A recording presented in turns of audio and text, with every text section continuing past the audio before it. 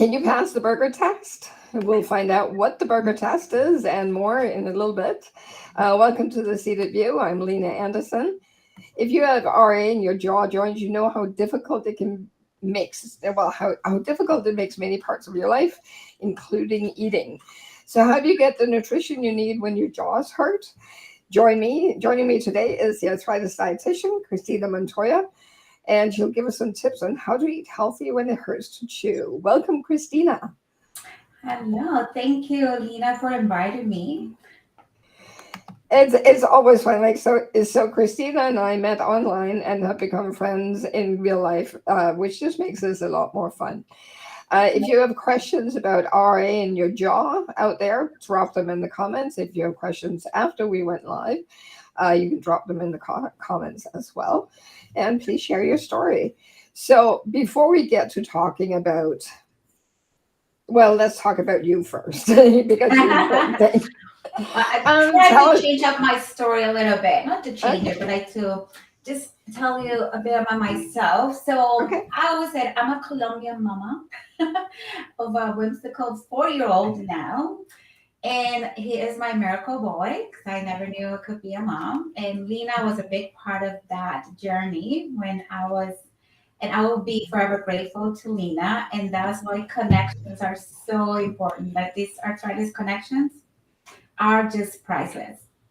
So Lena was my guiding light. And I know it's about me, but Lena, you were my guiding light through the most turbulent times of my motherhood. And I love you with all my heart. No. So you know that. And I don't typically throw that love to everyone, you know? No, me neither. I love it. Love is something that's well considered and it goes right back at you, hun. There you go. And then for my journey, so I've been living with rheumatoid arthritis and Sjogren's for over 20 years now. And just like Lena, I was diagnosed in the early era of biologics, so I didn't get early treatment that prevented joint damage. So I do have joint damage in my hands and my feet. I'm so grateful still for the therapies that we have right now. I think that had improved my quality of life dramatically. So please do never ever replace your therapies for any diet. So I always advocate for that. And it's so funny when you asked me about how I chose nutrition. It had nothing to do with my arthritis. Okay. Had nothing to do with my arthritis. I wanted to become a better dieter. Oh. I was bulimic in my teens and my early 20s. And as I was going to the nutrition school, there was a very clever professor. I recognized the symptoms of an eating disorder, and she just offered help, and I accepted the help. And soon after, it took maybe 2 years of coaching, and I got diagnosed with rheumatoid arthritis. And at that time, I realized, like, why am I not eating? Like, I need nourishment, and I need energy, because that was the first thing that I had was the lack of energy, the extreme fatigue. And I feel like if I don't eat, I just don't have the energy to deal with this.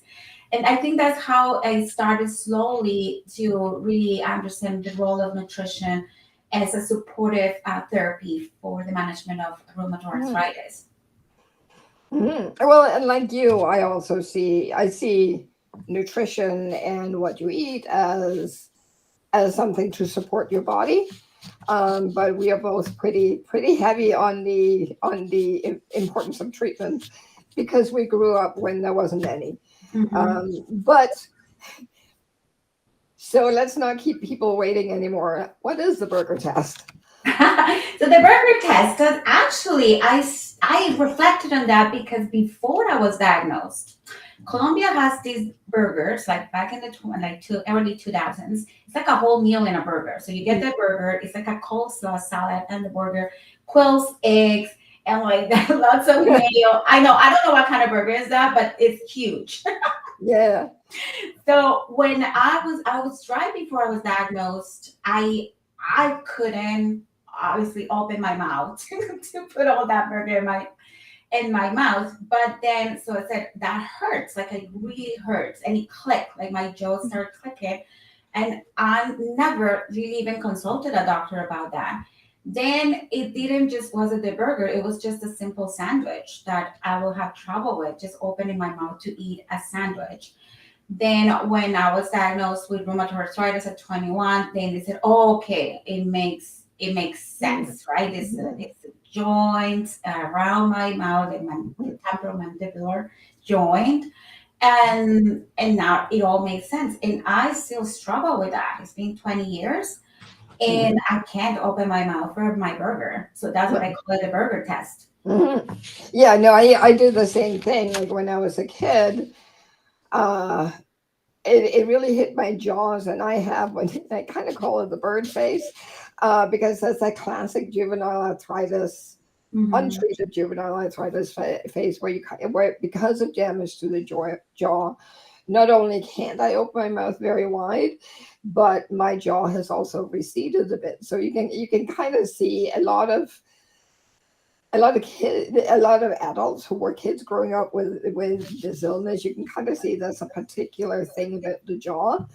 And I've had that too. This whole thing about opening your mouth wide enough for yeah, I can't do that. Crunchy things also are not Hmm. good for me. I have reached the point, thanks to treatment, that I can eat crunchy things, but Hmm. not for long. And so that's some of the things we're going to get into today is how to work around these things. I just want to say hi to my mom out in the comments. Hi, mom. Hello, mama. uh, so so I know that you said you didn't start becoming a dietitian because of your RA. But what you do now, it's in your name, the arthritis dietitian. How does your own experience with RA and Sjogren inform your practice as a dietitian? Probably in the last maybe 5 years or so, I came to realize, especially because of Sjogren's and the pain in my jaw Mhm. and the difficulty chewing and swallowing, I came to understand that there was like beyond anything that has to do with cured arthritis or managed arthritis. It's the actual symptoms that we need to manage to improve our quality of life. So when you add Sjogren's into the picture, not only you have the problems with the jaw, but also the dryness from the dry mouth. So in that situation, chewing and so becomes even more difficult, more challenging. So when I started with my arthritis dietitian's blog, maybe 2019, when I had Isaac, I started blogging about particularly for misinformation, nutrition misinformation for people living with arthritis. And then I realized that most of my recipes or the recipes that I develop, they are soft texture because I want people with Sjogren's to be able to get all their nutrition and comfortably and taste and enjoy the flavors. And you typically won't see any. I recommend any salads. I won't. I Mhm. won't recommend salads unless they are from like very soft leaves, like a baby spinach or iceberg lettuce, which really nothing really to eat there. But in case it's just that it just to be very soft, and I didn't realize I was doing that. So I think this year it solidified that for me, my mission is to further really educate patients and give them more resources, especially those with Sjogren's and those struggling with the jaw pain because it is a real struggle. You're not getting the nutrition that you need. Just a quick interruption. I also want to say hello to Diane, who's out there in the comments. Don't forget, if you guys have any questions or anything, just leave them, or if you want to share your story. So just before we go on, could you give us, for those who don't know Sjogren's, can you give kind of a quick recap of what it is? So Sjogren's is also an autoimmune condition. Surprisingly, it's the second most common rheumatological condition after rheumatoid arthritis. There's not really a lot of research, but it basically attacks the moisture producing glands. So think about your eyes, your mouth, your skin, but it can also affect your organs, like all the other autoimmune diseases, particularly your lungs. But one area that is not really that recognized, but every time I educate or go to support groups for Sjogren's is digestive issues. Oh. 9 out of 10 people with Sjogren's will have irritable bowel syndrome, will have swallowing difficulties, will have gastritis, will have chronic constipation, and it all had to do with the lack of moisture. And Mhm. it seems to be also that is affecting the autonomous nervous system, so which is not letting it's affecting actually the peristalsis or the movement in the digestive system. And so unfortunately, that's really my biggest interest when it comes to Sjogren's, because I changed my lifestyle and my diet based on those symptoms throughout the Mhm. years. Mhm. All right, and we're going to get into some of the nitty gritty about nutrition and changing your diet to make it easier for you right now. But let's talk first about the basics of nutrition. What are some of those basics of a healthy diet, balanced diet? I decided that I have like 10 principles. Let's Mm. see. Especially now that it's changing so much. So I'll go really quickly. But what we learned so far is better like than 20 years ago, but it's that basically we just need to add more plant foods to our diet. And that means about like 30 different plant foods. And it does, and it's like, oh my God, it's so many. And so no, that includes your nuts and seeds, whole grains, legumes. So those sort of foods, that's what you want to add to your diet. Then you want to support your gut microbiome by adding more like prebiotics or extra like fibers, right? Resistant starches, fermented foods. Then you What's want that? to add, Hang on. Resistant starches, preventive foods. What's that? oh, it's okay. So resistant starches. So this is kind of the new kids on the block when it comes to digestive health, right? So we all have heard and understand about fibers. So that they have certain components that the digestive system just doesn't absorb. So it goes down to the colon, right? And to feed and is fermented by our gut bacteria. But there are other types of resistant starches that we found like in oats, like when we do overnight oats, when we cook white rice or we cook potatoes, for instance. So when we cook them and we cool them and then we cook, they form resistant starches that bypasses also the digestive system, right? The nutrients don't really get absorbed. It goes straight to feed the gut bacteria. And why is that important? Because the gut bacteria uses a substrate to produce energy that is localized and it will feed directly the gut cells.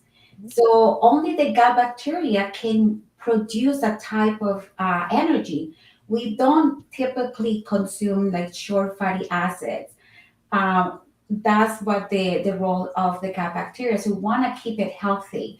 And especially when it comes to autoimmune diseases, we it's like it holds 75% of the immune system cells are kind of gathered around the gastrointestinal tract.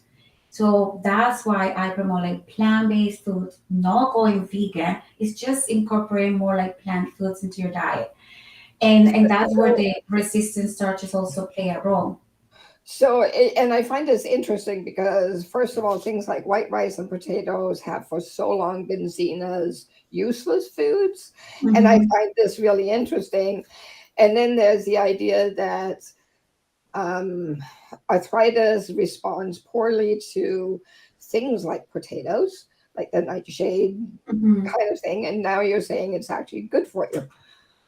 And this is the thing with nutrition. What people probably just don't see, nutrition is a fairly new like science. It's like maybe 50 years old. So it's constantly evolving.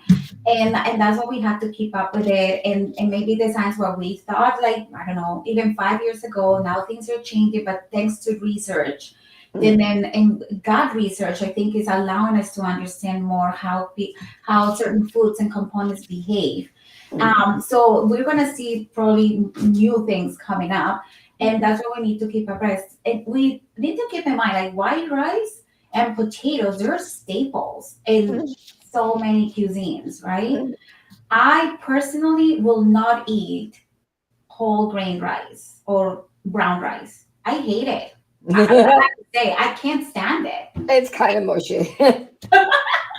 And but then because white rice has been so my compromise is the parboiled rice, which is still contains a layer of the fiber, but it still kind of gives me that taste of the white rice.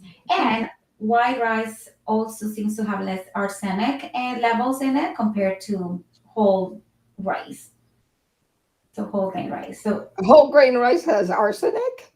it has more concentration. Doesn't mean that it's Mhm. toxic, but Mhm. because it holds the arsenic more in their fiber, like kind of the Right. shell of the Yeah. fiber. So when you have white rice, it kind of get rid of it. And Mhm. in comparison to with the nutritional properties of like a 1 cup of white rice compared to 1 cup of brown rice, is really minimum. And I think if we really start to recognize what other properties the white rice can have, Mhm. why would you gonna take it away? And it's not just about the white rice I'm gonna focus. Like what else are you gonna put on that white rice? If you have some steamed veggies, you have some like legumes or chickpeas or beans, Mhm. right? So you're adding some like maybe avocado sauce or guacamole. You see that white rice is just a little bit. Mhm. Mhm. No, and I find it really interesting your point that instead of looking just as what people have traditionally called bad about this ingredients, what does it actually bring to the table? Because it's not just, like I grew up with the idea of empty calories, which was white rice and potatoes, and it turns on that out that's not true at all. And I'll kind of bring up another sidetrack on that because there's a lot of conversation and often push to go gluten free if you have arthritis. Um, and an autoimmune disease, but you were also talking about things like grains and other things that may include gluten. Like, what do you think there's well, basically, can you talk about the whole grain thing and what benefits it can bring? So the whole grain has a very robust evidence Mhm. indicating how the benefits for cardiovascular health. And then when it comes to cardiovascular health, it means also about inflammation. So there are certain nutrients in whole grains like the B vitamin complex, right? Grains also have protein in it Mhm. that we tend to ignore. And the gluten thing, right? It's like is that protein that everyone claims. There's a lot of people claiming that protein can cause leaky gut and is going to really pass the gut barrier and cause more inflammation. There's really no research validating that. The only I will say the set of rheumatological conditions that have some say on the gluten spectrum are people with Sjogren's actually. Mhm. Sjogren's and fibromyalgia. So there are studies suggesting that people with Sjogren's, even with autoimmune diseases, compare like people with diabetes type 1 and people with Sjogren's syndrome, up to 15% of the people with those diseases could develop celiac disease. Is So that 15 or 50? 1 5 or 15, 50? 1 5, Okay. 1 5%, why 15%? Mhm. So it's still a risk. So I always encourage people like before you go on a gluten-free diet, just please get tested or at least please get screened. And I know people avoid that, especially in Ontario, because you have to pay for it. Mhm. So I believe that there's still there might test it. It might be free here in Ontario, but bottom line is you want to go on a gluten-free diet, you have an autoimmune disease, you have more risk of developing another autoimmune disease like celiac disease, which can definitely damage your gut barrier and causes other problems, even cancer. So Mhm. you want to know if you are at risk of developing that disease. If you rule that out, there's no other digestive issues, right? Like inflammatory bowel disease, it's not just the gluten, right? Or is it like irritable bowel syndrome? Mhm. So rule those conditions out, and then you'll say, no, I don't have any of those, but I still consume foods with gluten, and I feel sick. So Mhm. then chances are you have the non-celiac gluten sensitivity. So for the celiac disease, if you have celiac disease, you have to go 100% gluten free. Gluten free, no Mhm. traces of it. Like there's just a very limited amount that the body can tolerate. Mhm. Whereas with the non-celiac gluten sensitivity, there's really no damage to the gut lining, and there's also no testing to say whether is working or not. It's more symptomatic. So not everyone has to go gluten free. If you feel that you need to go the gluten, you going gluten free, is making you feel better, please get tested first. Okay. Well, and I think that's good. Like really important. What you're saying is like make sure before you start playing with your diet, make sure there's not an underlying cause, and if all of that is negative. Like my mother, hi mom, always taught me when I was growing up because of the active inflammation, I was always nauseated, and as part of that she taught me like listen to my body because it'll tell me what I can eat and what it needs, and I have had that um I had that proven again and again that if I listen to my body and I have a craving or I really want something or my body says no, don't touch that, it's Mhm. usually because either it's something I need or it's something that will make me feel crappy. So in that case I think it's whether it's gluten free or any other condition. Like if you have an issue, a medical issue, you should find out because there may be other implications. And Mhm. otherwise, just make sure you get that if you take something out of your diet, I think is also what you're saying, then make sure to replace it with something similar. Exactly. And one thing to consider too is remember that if you have irritable bowel syndrome or fibromyalgia, not only you could have sensitivity to gluten, but remember that whole grains also have fermentable fibers that could, and that's maybe where the maybe misleading information is that it's not maybe the gluten, but it's actually the fermentable fibers that are causing the problems. So it's so Uh, important to really identify which one is which. And that's when you have a guidance by a registered dietitian, then you can reincorporate those foods and say, hey, yeah, this is the culprit. Because many people tend to eliminate foods and never bring them back to their diet. And mhm. that's where the nutritional deficiencies happen. Well, and I think it's all, and I think that's the extra important because an elimination diet is a specific kind of thing and process that you really need guidance from a registered dietitian to do that. And when you do it on your own, you might end up losing some nutrition that you actually need. Mhm. Exactly. So basically it sounds like you're saying, we've had servings of that in terms of recommendations. We've had the plate method. We've had everything else. And you say basically throw that out the window and incorporate more plant stuff. I wouldn't say throw it out the window. I think it's a good, I guess, a good method, a good reminder. And it's so funny because you mentioned the plate method, right? Mhm. And I do keep one, Ah, and I love that. It's and just to keep in mind that we have arthritis, always have like a lightweight dishes, mhm, and happen to have one that is divided. So it's great that we always have, the half of the plate always incorporate your vegetables, right? mhm, Then you have the grains, then you have the protein right here. And then if we want to drink something, make sure that perhaps you want to have a dessert with the grain, and sorry, with the yogurt or some fruit. And that's really how it complements. But the best indicator is to really listen to your body and your hunger cues. Because even mhm, if you have the plate method, and let's say you're having a flare up, you don't have to eat the whole thing. Like what's important is to listen what you can take, save it for later, right? But it's just a good ending. It's maybe a good guide, but it's not like set in stone. mhm. Okay.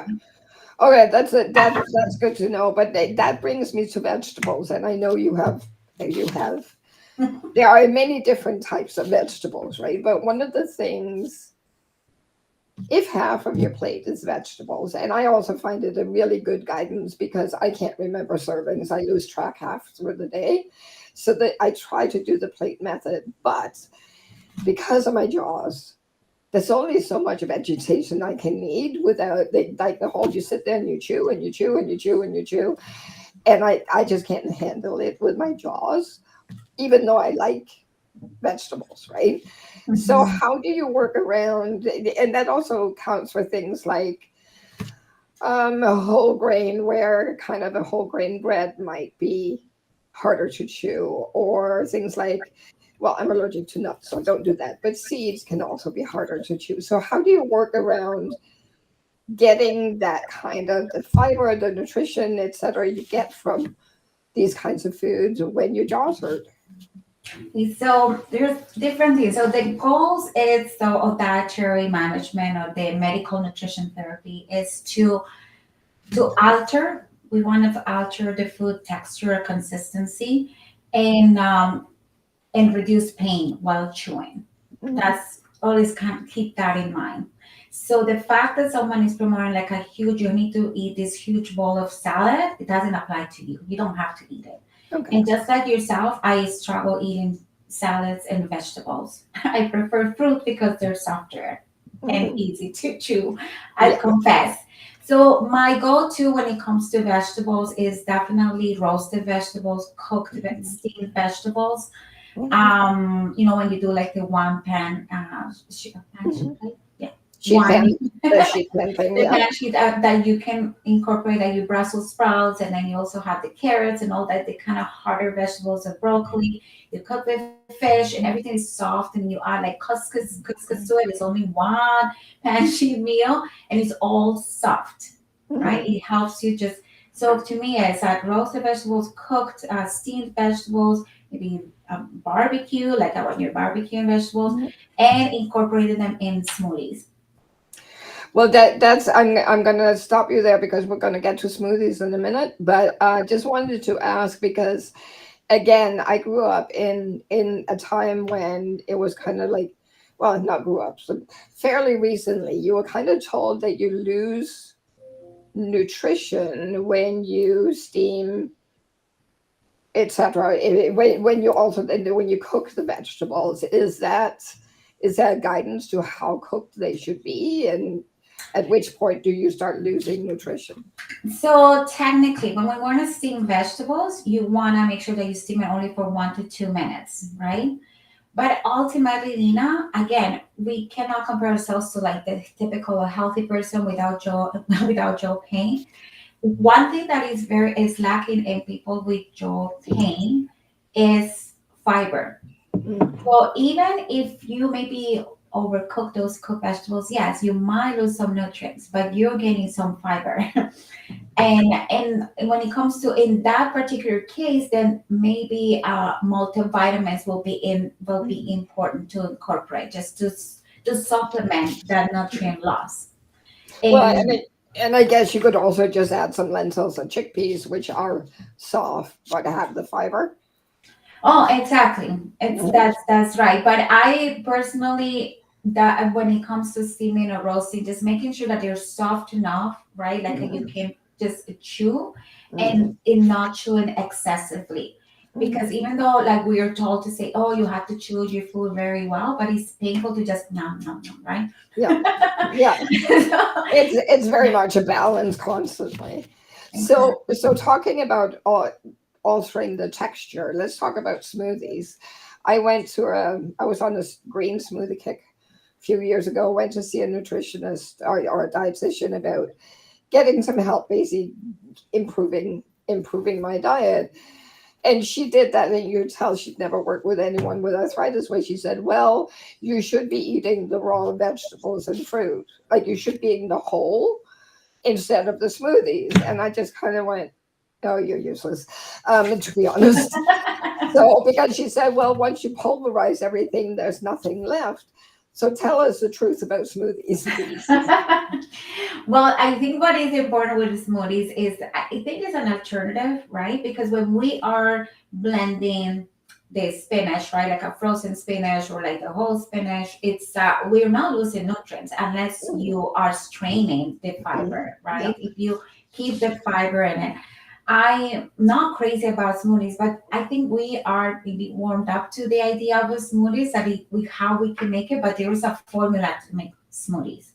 Mhm. So one is that you avoid straining the smoothies, right? Unless there's a bits like in certain uh, berries or that sort of thing. But if you have your veggie, so that Mhm. veggie could be, I don't like kale. I kind of go more for the baby spinach. I think Mhm. the kale has more roughage and it's harder to digest. Mhm.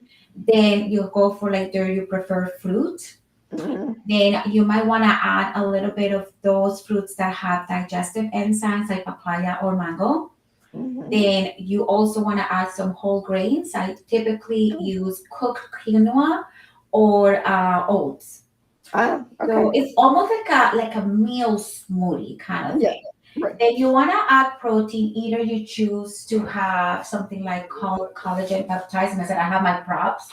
So a protein powder. If you maybe there's also options of a liquid collagen, which is Mhm. can be easy for that. Then you could add a nut butter or a raw butter without that is made of soy and no nuts. Mhm. Mhm. And all the way to always improve like protein, it could be the hemp seeds, the hemp Mhm. hearts, because they're very Mhm. soft.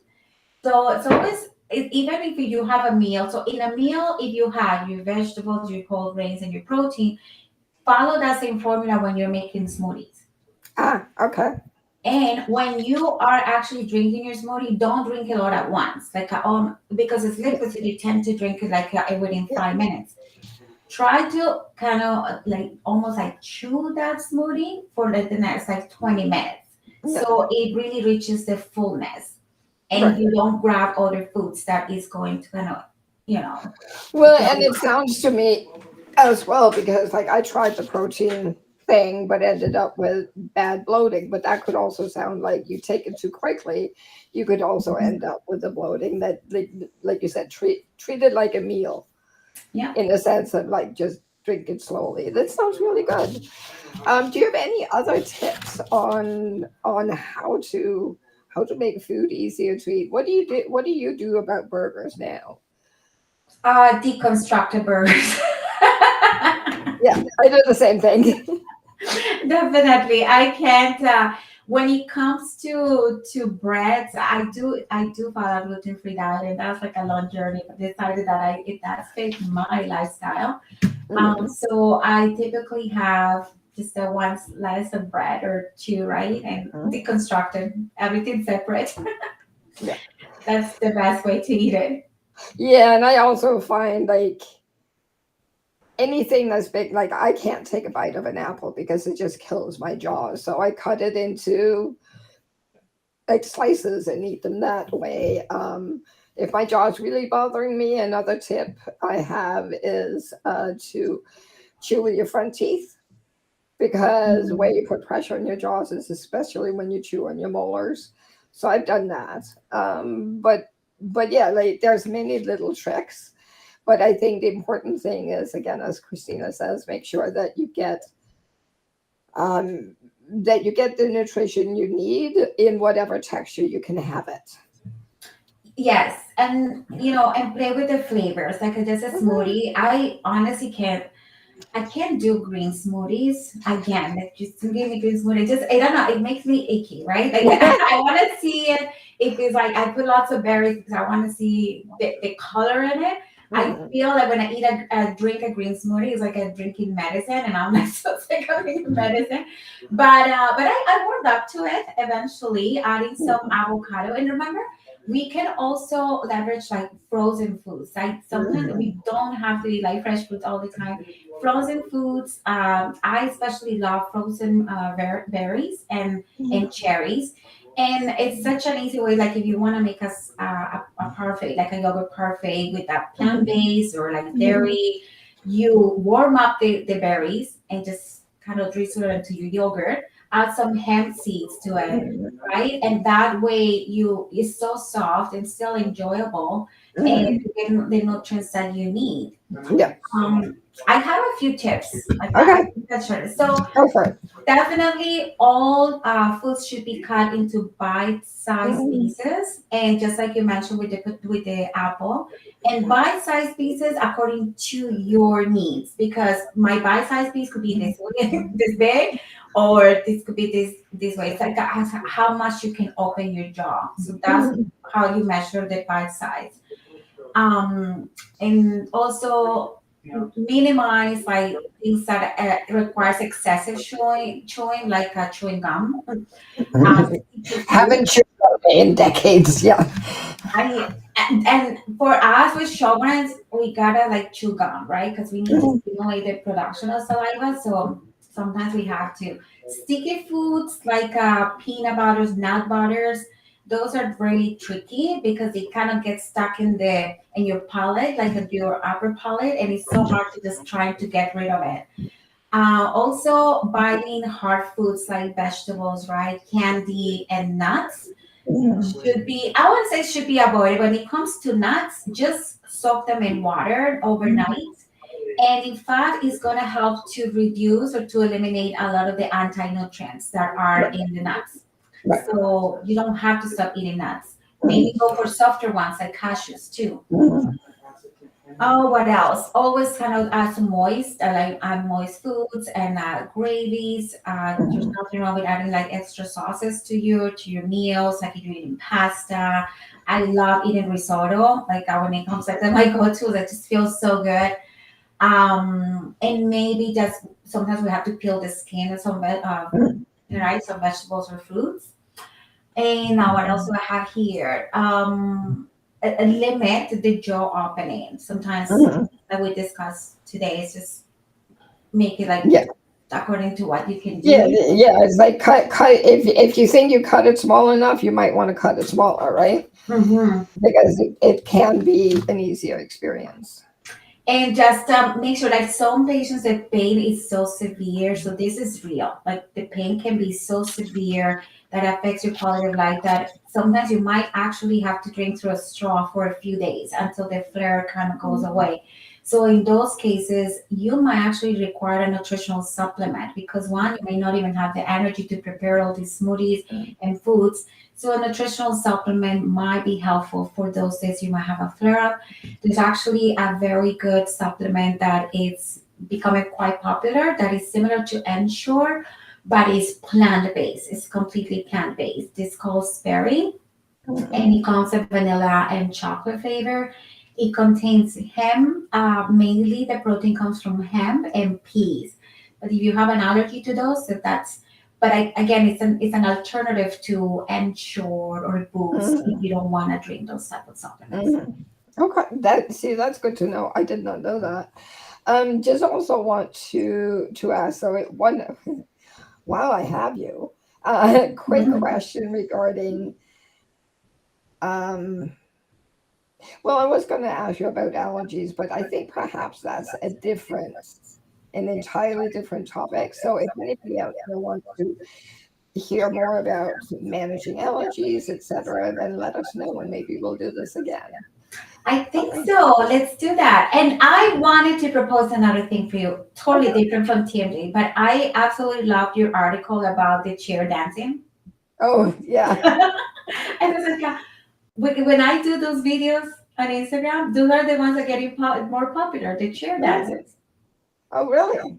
Hmm. Yeah. So for those who don't know, I wrote an article about my way to exercise, which is chair dancing, and you can find it on my Facebook and Twitter page. I published it on Sunday, so look for that. Or you can go to theseatedview.com to find it there. Anyway, I think we could keep talking for a long time, but I think this is good enough. If you have any additional questions or follow up about nutrition and RA or Sjogren's, etc., let us know in the comments, and I'll hover over that section like an anxious mama. Thank you so much, Christina. It was, as always, a pleasure. Yeah, a pleasure. You take care, Lina. Yeah, you too. Bye bye. Bye Bye. bye, everyone.